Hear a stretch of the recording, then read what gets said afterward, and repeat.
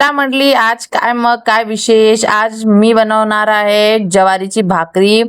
पीठ मी छान मळून घेतले, पण एक सिक्रेट टिप, ज्वारीचे पीठ नेहमी गरम पाण्यातच मळायचे, म्हणजे भाकरी एकदम सॉफ्ट आणि मऊ होते. पिठाला मस्त मळून किचन स्लॅबवर हाताने छान गोल गोल थापून घ्यायचे.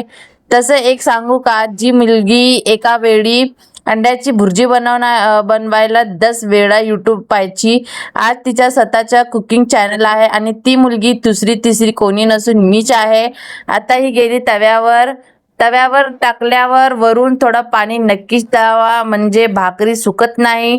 दोन्ही बाजूनी कपड्याने दाबून शेकून घेतली की बघा कशी गरमागरम टम्म फुललेली ज्वारीची भाकरी तयार. तर मग तुम्ही पण बनवा आणि खा. चॅनलला सबस्क्राईब, लाईक आणि फॉलो करायला अजिबात विसरू नका.